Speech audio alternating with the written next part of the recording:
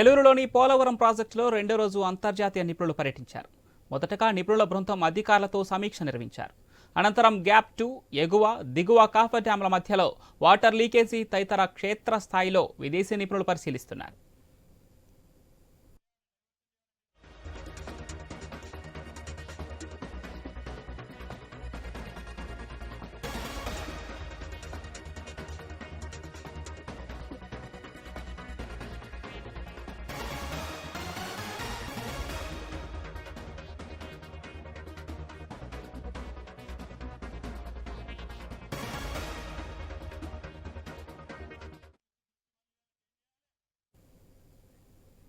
ఏలూరులోని పోలవరం ప్రాజెక్టులో రెండో రోజు అంతర్జాతీయ నిపుణులు పర్యటించారు. మొదటగా నిపుణుల బృందం అధికారులతో సమీక్ష నిర్వహించారు.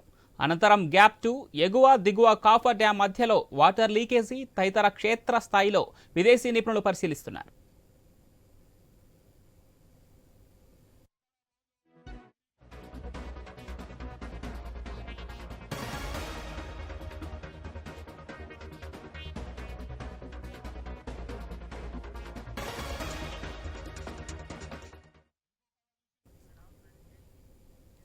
ఏలూరులోని పోలవరం ప్రాజెక్టులో రెండో రోజు అంతర్జాతీయ నిపుణులు పర్యటించారు. మొదటగా నిపుణుల బృందం అధికారులతో సమీక్ష నిర్వహించారు.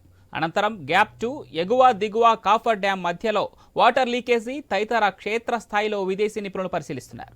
రైట్, ఇదే అంశానికి సంబంధించి మరింత సమాచారం మా ఏలూరు ప్రతినిధి భార్గవ్ ఫోన్ లైన్ అందిస్తారు. ఎస్ భార్గవ్.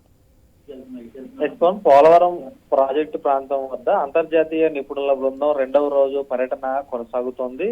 నిన్న ఉదయం ప్రాజెక్టు ప్రాంతానికి చేరుకున్నటువంటి నిపుణుల బృందం ఈ రోజు కూడా ఏదైతే పరిశోధనలు కొనసాగిస్తున్నటువంటి పరిస్థితి కూడా ఉంది. తొలుత ఉదయం ప్రాజెక్టు హిల్వ్యూ ప్రాంతంలో అధికారులతో సమీక్ష చేసినటువంటి అమెరికా అలాగే కెనడాకు చెందినటువంటి మొత్తం 4 నిపుణులు కూడా అనంతరం అయితే క్షేత్రస్థాయిలో ప్రాజెక్టు పనులు వాస్తవ పరిస్థితులు తెలుసుకునేందుకు అయితే వెళ్లడం జరిగింది.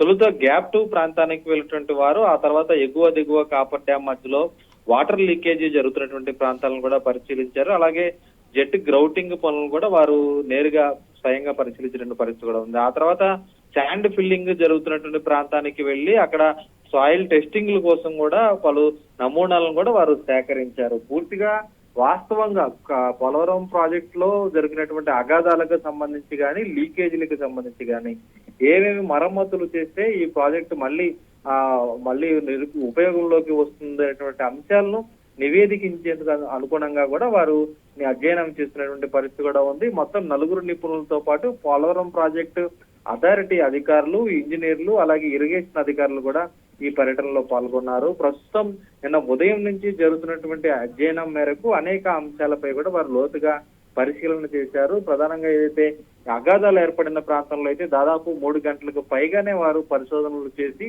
ఇక్కడ కేవలం డయాఫ్రామ్ వాల్ దెబ్బతిన్న ప్రాంతంలో మరమ్మతులు చేస్తే సరిపోతుందా లేదంటే దానికి అనుగుణంగా మరొక డయాఫ్రామ్ వాల్ నిర్మించారా అనే కోణంలో కూడా వారు పరిశోధనలు ఇక కొనసాగుతున్నాయి. సాయంత్రం వరకు కూడా ప్రాజెక్టు ప్రాంతంలోనే వారు వాస్తవ పరిస్థితులు తెలుసుకోబోతున్నారు. నిన్న ఈ రోజు చేసినటువంటి క్షేత్రస్థాయి పరిశోధనలకు మేరకు ఒక అధ్యయన నివేదికను కూడా రూపొందించి రేపు రాజమండ్రిలో ఇరిగేషన్ అధికారులతో పాటు ప్రాజెక్ట్ అథారిటీ అధికారులు, సిడబ్ల్యూసి అధికారులు అందరితో కూడా వారు సమీక్ష కూడా నిర్వహించబోతున్నారు. రేపు ఎల్లుండ 2 రోజుల పాటు సమీక్షలకు కూడా వీరు కేటాయించబోతున్నారు. మొత్తం 4 రోజుల పర్యటన అనంతరం తిరిగి 4వ తేదీ ఉదయం బయలుదేరి ఢిల్లీకి వెళ్లి అక్కడ జలశక్తి మండలికి కానీ కేంద్ర జలశక్తి శాఖకి కానీ ఈ నివేదికను వారు సమర్పించి భవిష్యత్తులో పోలవరం ప్రాజెక్టు ఏ విధంగా ముందుకు తీసుకెళ్లాలనేటువంటి సూచనలు వారు ఇవ్వబోతున్నట్లయితే తెలుస్తోంది. Pavan. Right, thank you Bhargav.